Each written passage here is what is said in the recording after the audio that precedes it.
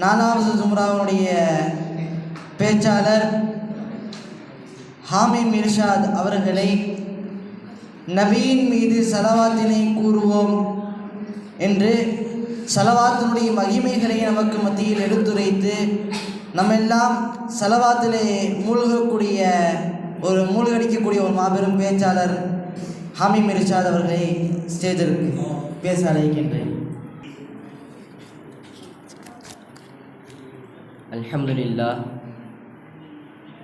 Alhamdulillah al-akram alladhi khalaqa al-insana wa qarrama 'allamahu min al-bayan. Assalatu wassalamu ala ashrafil anbiya'i wal mursalin wal malaikatil muqarrabin wa ala kulli malikin wa ala kulli ibadika salihin wa ala kullikum ajma'in bi rahmatika ya arhamar rahimin. Ma ba'd. فقد قال الله تعالى في القرآن الكريم وفي الفرقان المجيد بعد أعوذ بالله من الشيطان الرجيم بفضل بسم الله الرحمن الرحيم إن الله وملائكته يصلون على النبي يا أيها الذين آمنوا صلوا عليه وسلموا تسليما اللهم صل وسلم وبارك عليه. صدق الله العلي العليم. وقال نبينا صلى الله عليه وسلم من صلى علي من أمتي صلاة مخلصا من قلبه صدق رسوله النبي الكريم. சர்வ புகழும் ஏக வல்லவனான அல்லாஹ் ஒருவனுக்கு உரித்தாகட்டுமாக. அவனுடைய சாந்தியும் சமாதானமும் சர்வலோக தூதர் சர்தார் நபி ஸல்லல்லாஹு அலைஹி வஸல்லம் அவர்களின் மீதும் அவர்களின் அடிச்சுவற்றை பின்பற்றி வாழ்ந்த உத்தம சத்திய சஹாபாக்கள், தாபியன்கள், தபா தாபியன்கள், நாதாக்கள், சுஹதாக்கள், உலமா பெருமக்கள், மேலும் குறிப்பாக இங்கு அமர்ந்திருக்கக்கூடிய நாம், நம்மை சார்ந்த நம் குடும்பத்தினர்கள் அனைவரின் மீதும் உண்டாகட்டுமாக. ஆமீன். என்னுடைய துவங்குவதற்கு முன்பாக இஸ்லாத்தின் காணிக்கையாக சலாத்தினியை பதில் சலாமை எதிர்பார்த்தவனாக கூறி துவங்குகிறேன். அஸ்ஸலாமு அலைக்கும் வரஹ்மத்துல்லாஹி வபரகாத்துஹு. அல்ஹம்துலில்லாஹ். இந்த உலகத்திலே எத்தனையோ நபர்கள் ஆட்சி செய்திருந்தாலும், மன்னாதி மன்னர்கள் இருந்திருந்தாலும், எத்தனையோ ரசூல்மார்கள் வந்திருந்தாலும், லட்சமான நபிமார்கள் வந்திருந்தாலும், யாரினுடைய பெயர்களும் இந்த உலகிலே ஒவ்வொரு நொடியிலும் கூறப்படாத, ஆனால் ஒரே ஒரு மனிதனுடைய பெயர் மட்டும் இந்த 24 மணி நேரமும் ஒவ்வொரு நொடிகளும் அந்த நபரனுடைய பெயர் கூறப்பட்டு கொண்டே இருக்கும். அப்பேற்பட்ட நபர் யார் என்று சொன்னால், இந்த அகிலத்திற்கு அல்லாஹு தஆலா அனுப்பப்பட்ட ரஹமத்துல் லில் ஆலமீன் எம்பெருமானார் ரசூல் ஸல்லல்லாஹு அலைஹி வஸல்லம் அவர்களுடைய பெயர். அல்லாஹு தஆலா அவனுடைய திருமறான் குர்ஆனிலே கூறி காட்டுகிறான், இன்னல்லாஹ வ மலாயிகத்துஹு யஸல்லூன அலன் நபி. நிச்சயமாக அல்லாஹுவும் அவனுடைய மலக்குமார்களும் நபியின் மீது ஸலவாத்தை கூறுகிறார்கள். யா அய்யுஹல்லதீன ஆமனு ஸல்லூ அலைஹி வஸல்லிமு தஸ்லீமா. எனவே ஈமான் கொண்ட விசுவாசிகளே, நீங்களும் அந்த நபியின் மீது ஸலவாத்தை கூறுங்கள் என்று அல்லாஹு தஆலா அவனுடைய திருமறான் குர்ஆனிலே கூறுகிறான். ஆக அன்பார்ந்தவர்களே, நாம் இந்த இடத்துல கவனிக்க வேண்டியது ஒன்று, அல்லாஹு தஆலா எந்த ஒரு விஷயத்தையும் செய்யக்கூடியவன் கிடையாது. அல்லாஹு தஆலா தொழுவது கிடையாது, நோன்பு நோட்பது கிடையாது, ஜக்காத்து கொடுப்பது கிடையாது, சாப்பிடுவதில்லை, தூங்குவதில்லை. ஆனால் அவன் செய்யக்கூடிய ஒரே ஒரு விஷயம் நபியின் மீது ஸலவாத் ஓதுவது. அவன் மட்டும்தான் நபியின் மீது ஸலவாத் ஓதுறானா? கிடையாது. அந்த வானில் இருக்கக்கூடிய எத்தனையோ லட்சம் மலக்குமார்கள் நபியின் மீது ஸலவாத்தை ஓதுகிறார்கள். அந்த ஸலவாத் ஓதுவது என்பது நம்மின் மீது கடமையாக்கப்பட்டு இருக்கக்கூடிய விஷயங்களில் அதுவும் ஒன்றாக இருக்கிறது. நபி ஸல்லல்லாஹு அலைஹி வஸல்லம் அவர்கள் ஹதீஸில் கூறுகிறார்கள், மன் ஸல்ல அலைய மின் உம்மதி ஸலாத்தன் முஹ்லிஸன் மின் கல்பிஹி. எந்த ஒரு நபர் என்னுடைய உம்மத்திலே உள்ள தூய்மையோடு உள்ளத்திலிருந்து என் மீது ஒரு ஸலவாத்தை யார் ஓதுகிறாரோ அவர்களுக்கு அல்லாஹு தஆலா 6 விதமான சிறப்புகளை வைத்திருக்கிறான் என்று ரசூலுல்லாஹ் அவர்கள் கூறினார்கள். அதில் முதலாவதான சிறப்பு ஸல்லல்லாஹு அலைஹி பிஹா 10 ஸலவாத். எந்த ஒரு நபர் நபியின் மீது ஒரு ஸலவாத்தை உள்ள தூய்மையோடு உள்ளத்திலிருந்து உள்ளபூர்வமாக யார் நபியின் மீது ஒரு ஸலவாத்தை ஓதுறாரோ அவரின் மீது அல்லாஹு தஆலா 10 ஸலவாத் ஓதுறான். அவரின் மீது அவருடைய பெயரை சொல்லி அல்லாஹு தஆலா 10 ஸலவாத் ஓதுகிறான். ரெண்டாவதா ரஃபஅஹு பிஹா 10 தரஜாத். அவரினுடைய 10 தரஜாத்துகள் உயர்த்தப்படும். இப்போ ஒரு மனுஷனுக்கு ஒரு பதவி வேணும், ஒரு பதவியில் அவன் இருக்கான் அப்படின்னு சொன்னால் அவனுடைய பதவி உயர்த்தப்படும், அவனுக்கான மரியாதை கிடைக்கும், அவனுக்கான அந்தஸ்து கிடைக்கும். மூணாவதாக சொல்கிறாங்க கத்தபலஹு பிஹா 10 ஹசனாத். அவருக்கு 10 நன்மைகள் எழுதப்படும். ஒரு நபர் நபியின் மீது ஒரு ஸலவாத்தை உள்ள தூய்மையோடு இஹ்லாஸோடு சொன்னார்னா அவருக்கு 10 நன்மைகள் எழுதப்படுகிறது அவருடைய நன்மையினுடைய பட்டியலில். நான்காவதாக சொல்கிறார்கள் நஹா அன்ஹு 10 ஸய்யாத். அவர் செய்யப்பட்ட 10 பாவங்கள் மன்னிக்கப்படுகிறது. ஆக அன்பார்ந்தவர்களே, உங்களுக்கு மிக நாள் அதிகமான நாட்களாக உங்களுக்கு நிறைவேறாத ஒரு தேவை இருக்கிறதா? அந்த தேவையை நீயத்தாக வச்சு அதிகமாக ஸலவாத் ஓதுங்க, அந்த தேவை உங்களுக்கு கிடைக்கும். நீங்கள் செய்கிற துவா அல்லாஹ்வை அடையணுமா, அல்லாஹ் இடத்துல போய் சேரணுமா, அந்த துவாவில் உங்களுடைய ஸலவாத்தை சேர்த்து கொள்ளுங்க. இது இமாமார்கள் எப்படி கூறுறாங்கன்னு சொன்னால், அந்த துவா எப்படி இருக்கணும்னு சொன்னால் 2 ஸலவாத்துக்கும் மத்தியில் இருக்கணுன்றாங்க. துவா ஆரம்பிக்கிறதுக்கு முன்னால் ஒரு ஸலவாத்து, துவா முடித்ததுக்கு பிறகு ஒரு ஸலவாத்து ஓதணுன்றாங்க. இது ஏன்னு சொன்னால், உதாரணத்துக்கு ஒரு கடிதம், இப்போ ஒரு கடிதம் போடுறோன்னு வச்சுக்கோங்களேன். இப்போ இங்கே இருக்கிற நீங்கள் உங்கள் வீட்டுக்கு ஒரு கடிதம் போடுறீங்க. அந்த கடிதம் உங்கள் வீடு போய் சேரணும்னு சொன்னால் அதில் ஃப்ரம் டு அட்ரஸ் ஒன்று இருக்கணும், தெரியுமா? அது இல்லைன்னு சொன்னால் அந்த கடிதம் எங்கேயுமே போகாது. போஸ்ட் ஆஃபீஸில் கொடுத்தா அந்த போஸ்ட் ஆஃபீஸில் அப்படியே இருக்கும். அந்த மாதிரி தான் ஒரு துவா கேட்குறீங்கன்னு சொன்னால், அந்த துவா அல்லாஹ் இடத்துல போகணும்னு சொன்னால், அந்த துவாக்கு முன்னாடியும் பின்னாடியும் ரசூலுல்லாஹ் மீது ஒரு ஸலவாத் ஓதுனீங்கன்னு சொன்னால் அந்த துவா அல்லாஹ்வை போய் சென்று அடைஞ்சிடும். ஒரு முறை உமர் ரலியல்லாஹு அன்ஹு நாயகம் ரசூல் ஸல்லல்லாஹு அலைஹி வஸல்லம் அவர்களிடத்துல கேட்குறாங்க, ரசூலுல்லாவே, யா ரசூலுல்லாஹ் அஃபலா அஜஅலு சுலாஸ துஆஇ ஃபி ஸலாத்தி அலைக. ரசூலுல்லாவே, என்னுடைய துவாவில் 3 பங்குகளில் ஒரு பங்கை உங்கள் மீது நான் ஸலவாத் ஓதுவதாக ஆக்கிக்கொள்ளவா அப்படின்னு கேட்டதுக்கு அதுக்கு நபி ஸல்லல்லாஹு அலைஹி வஸல்லம் அவங்க சொன்னாங்க, ஃபஇன் ஜித்து, அதை நீ அதிகப்படுத்திக்கொள், ஃபஹுவ அஃலல், அது உனக்கு சிறந்ததாக இருக்கும் என்றார்கள். மீண்டும் மறுமுறை உமர் ரலியல்லாஹு அன்ஹு கேட்டாங்க, அஜஅலு சுலாஸைனி, ரசூலுல்லாவே, என்னுடைய துவாவில் 3 பங்குல 2 பங்கு உங்கள் மீது நான் ஸலவாத் ஓதுவதாக ஆக்கிக்கொள்ளவா என்று கேட்டதுக்கு மறுபடியும் ரசூலுல்லாஹ் சொன்னாங்க, ஃபஇன் ஜித்து, அதை நீ அதிகப்படுத்திக்கொள், ஃபஹுவ அஃலல், அது உனக்கு சிறந்ததாகும் அப்படின்னாங்க.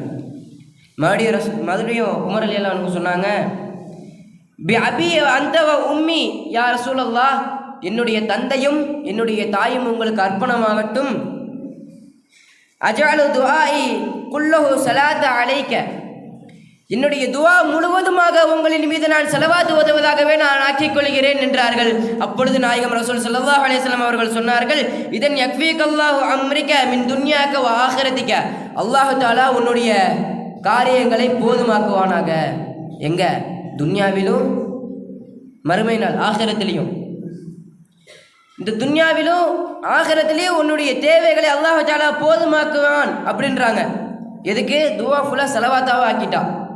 போதுமாக்குறான், ஒரு விஷயத்தை போதுமாக்குறான்னு சொன்னால், போதுமாக்குவதுனா என்ன?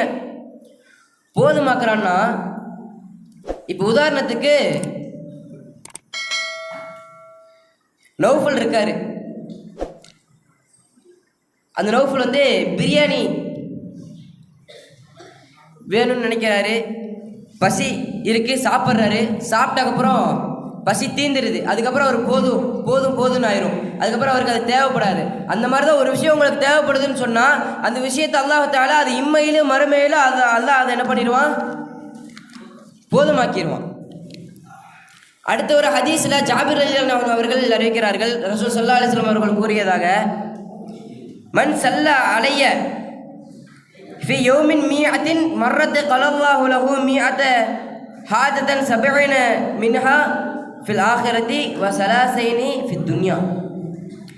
எந்த ஒரு நபர் என்னின் மீது ஸலவாத் ஓதுகிறாரோ, என்னின் மீது ஒரு நாளைக்கு 100 ஸலவாத் யார் என் மீது ஓதுறாரோ அவருக்கு அல்லாஹு தஆலா 100 விதமான ஹாஜத்துக்களை நிறைவேற்றி வைக்கிறான். 100 விதமான தேவைகளை அல்லாஹு தஆலா பூர்த்தி செய்து வைக்கிறான்.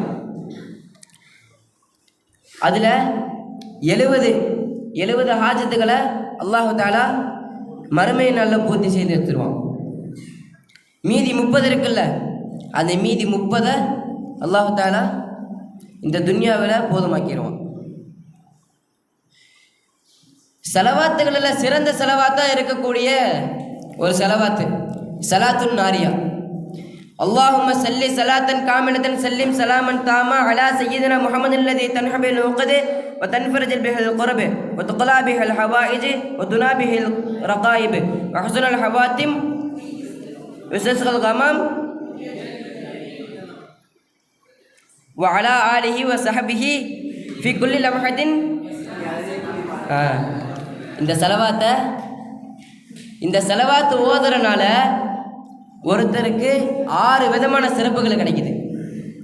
என்னென்ன சிறப்புன்னு சொன்னால், முதலாவதாக சொல்கிறாங்க, இந்த செலவாத்து இருக்குல்ல சலாத்துன் நாரியா, இந்த செலவாத்தை யார் 5 வக்து ஃபர்ல் தொழுகை தொழுது முடிச்சக்கப்புறம் யார் 11 தடவை இந்த செலவாத்தை ஓதுறாரோ அவருக்கு அல்லாஹ் தஆலா ரிஸ்க் அளிப்பான். தெரியுமா? ரிஸ்க்னா அதில் சாப்பாடும் வந்துடும், தேவையான வண்டி, காசு, ஃபோனு, இது எல்லாமே ரிஸ்கில் அடங்கிடும். அல்லாஹ் தஆலா அவனுக்கு அடிக்கக்கூடிய அந்த ரிஸ்க் இருக்குல்ல, அந்த ரிஸ்க் வருவது தடையே இருக்காதுன்றாங்க. எதுக்கு? இந்த சலாத்துன் நாரியாவை 5 வக்து தொழுகையை தொழுது முடித்த பிறகு 11 தடவை ஓதுறவருக்கு, 11 தடவை யார் ஓதுறாரோ அவருக்கு அல்லாஹ் அளிக்கக்கூடிய ரிஸ்கில் தடையே இருக்காது. அதே மாதிரி அவருக்கு உயர்ந்த அந்தஸ்து கிடைக்கும், அதே மாதிரி அவருடைய செல்வம் பெருகும். 2வது ஃபஜ்ர் தொழுகை. ஃபஜ்ர் தொழுகைக்கு பிறகு 41 தடவை இந்த செலவாத்தை யார் ஓதுறாரோ அவருக்கு நாடியது அவருக்கு கிடைக்கும். இப்போ ஒரு விஷயம் வேணும் அப்படின்னு சொல்லி நினைக்கிறீங்கன்னு வச்சுக்கோங்களேன், அந்த நியத்து வச்சு சுபூஹ் தொழுத பிறகு 41 தடவை இந்த சலாத்துன் நாரியா ஓதுனீங்கன்னு சொன்னால் அல்லாஹு தஆலா அந்த விஷயத்தை உங்களுக்கு கொடுத்துருவான். 3வது, இந்த சலாத்துன் நாரியாவை தினமும் தொடர்ந்து ஒருத்தர் ஓதி வந்தாருன்னா அவர் என்ன விஷயம் வேணும்னு நினைக்கிறாரோ அதை விட மேலான விஷயமும் அவருக்கு கிடைக்கும்னு சொல்கிறாங்க. 4வது, இந்த உலகத்தில் அனுப்பப்பட்ட ரசூல்மார்கள் குரானில் சொல்லப்பட்டவங்க மொத்தம் 313 பேர். 313 பேர் தானே? அந்த 313 பேருக்கு அந்த எத்தனை எண்ணிக்கை இருக்கோ அந்த அளவுக்கு எண்ணிக்கையில் இந்த சலாத்துன் நாரியாவை 313 தடவை யார் ஓதுறாங்கன்னு சொன்னால் அவங்களுக்கு ஞான ரகசியங்கள் வெளியாகும். 2, அவர் நாடிய ஒன்று அவரால் பார்க்க முடியும். இப்போ மனுஷங்களில் இத்தனை பேர் இருக்குமே, அதில் யாராச்சும் ஒரு சிலர் தான் அந்த ஒரு விஷயத்தை பார்த்துருப்பாங்க. அந்த விஷயத்தை நம்மளும் பார்க்கணும்னு நினைக்கிறோன்னா அந்த விஷயத்தை அல்லாஹ் தஆலா நம்முடைய கண்ணில் காட்டுவோம். எதுக்கு? இந்த சலாத்துன் நாரியாவை 313 தடவை யார் தினம் ஓதி வருகிறாரோ அவருக்கு. 5வதா, யார் இந்த சலாத்துன் நாரியாவை தினமும் 1000 தடவை ஓதுறாரோ, 1000 தடவை யார் ஓதி வருகிறாரோ அவருக்கு எந்த ஒரு மனிதனும் வர்ணித்து விட முடியாத, கண்களால் பார்த்துவிட முடியாத, காதினால் கேட்டுவிட முடியாத ஒரு மனிதனுடைய இதயத்தில் உதிக்கின்ற ஒரு எண்ணம், அவன் நினைக்கிற ஒன்று அந்த மனுஷனால் அறிய முடியும். 6வதாக சொல்கிறாங்க,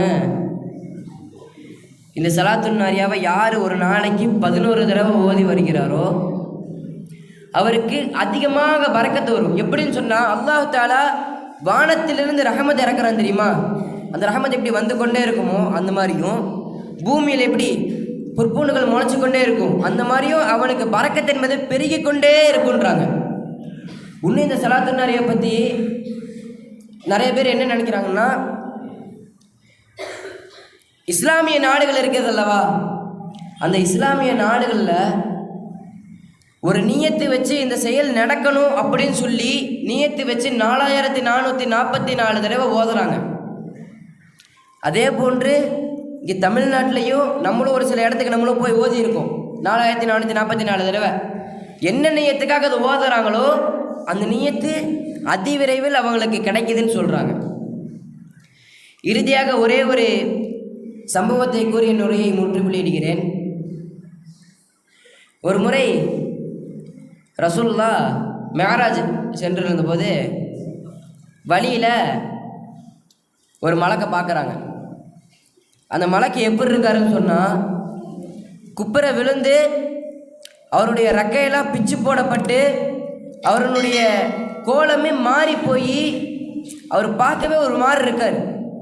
அப்போ ரசூலுல்லாஹ் வந்து கேட்டாங்க, ஜிப்ரீல் அலைஹிஸ்ஸலாத்தை கேட்டாங்க, ஜிப்ரீலே இவருக்கு என்ன ஆச்சு, இவர் ஏன் இப்படி இருக்காரு, இவர் எதுக்காக இப்படி இருக்காரு அப்படின்னு கேட்டதுக்கு ஜிப்ரீல் அலைஹிஸ்ஸலாம் சொன்னாங்க, இந்த மலக்கு தான் முக்கர்ரபான மலக்கு, அல்லாஹ் தஆலாவிடத்தில் மிகவும் நெருக்கமான மலக்குமார்கள் இருக்கிறார்கள் அல்லவா, அவர்களில் இவரும் ஒருவர்.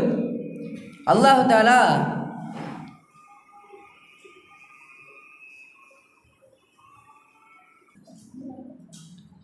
அப்போ ஜிப்ரீல் அலைஹிஸ்ஸலாம் சொல்கிறாங்க, இவரே அல்லாஹுக்கு மிகவும் நெருக்கமான மலக்குமார்கள் இவரு ஒருத்தர். இவர்கிட்ட அல்லாஹ் ஒரு வேலை சொன்னான், ஒரு கூட்டத்தை போய் அடிச்சுட்டு வர சொன்னான். அப்போ இந்த மலைக்கு என்ன பண்ணிட்டாரு, அந்த கூட்டத்து மேலே இறக்கப்பட்டு அந்த கூட்டத்தை அழிக்கிறதுக்கு தாமதப்படுத்திட்டார். அந்த தாமதப்படுத்தினது காரணமாக தான் அல்லாஹ் இவருக்கு இவ்வாறு வேதனையை கொடுத்துட்டான் அப்படின்னு சொன்னாங்க. அதுக்கு ரசூலுல்லாஹ் சொல்கிறாங்க, இவருக்கு தௌபாவே கிடையாதா, இவருக்கு தௌபா கிடையாதா, இவர் மறுபடியும் இவரோட நிலைக்கு வர முடியாதா அப்படின்னு சொல்லி கேட்டப்ப ஜிப்ரீல் அலைஹிஸ்ஸலாம் சொன்னாங்க, இவருக்கு தௌபா இருக்கு. அல்லாஹ் தஆலா வஹீயின் மூலமாக என்னிடத்தில் சொன்னால், உங்கள் மீது இவர் 10 ஸலவாத் ஓதுனாருன்னா இவருடைய பாவம் மன்னிக்கப்பட்டு இவருடைய பழைய நிலைமை இவருக்கு திரும்பி வரும் அப்படின்னு சொன்னாங்க. அப்போ அந்த மலக்கும் ரசூலுல்லாஹ் மீது 10 ஸலவாத்தை ஓதுனார். 10 ஸலவாத்தை ஓதுனோடனே அந்த மலக்குக்கு என்ன ஆச்சுன்னு சொன்னால், அவர் இதற்கு முன்னால் எப்படி இருந்தாரோ அதே போன்று அந்த மலக்கு மறுபடியும் மாறிட்டார். ஆக அன்பார்ந்தவர்களே, எத்தனையோ பணக்காரர்களாக இருக்கட்டும், யாராக இருக்கட்டும், பெரிய பெரிய மருத்துவர்களால் கைவிடப்பட்ட நோய்களும் இந்த ஸலவாத்தின் மூலமாக ஷிஃபாவாகிறது. அன்பார்ந்தவர்களே, அல்லாஹ் தஆலாவே எந்த வேலையும் செய்யாத, எந்த விஷயங்களையும் செய்யாத அல்லாஹுவே நபியின் மீது ஸலவாத்தை ஓதுகிறான். இனி வரக்கூடிய காலகட்டத்தில் நபியின் மீது நாம் அதிகமாக ஸலவாத்தை ஓதக்கூடிய முஃமின்களாக அல்லாஹு தஆலா நம்மை ஆக்கி அருள் புரிவானாக. வ ஆகிர் தவாஹும் அனில் ஹம்துலில்லாஹி ரப்பில் ஆலமீன். அஸ்ஸலாமு அலைக்கும் வ ரஹ்மத்துல்லாஹி வ பரகாத்துஹு.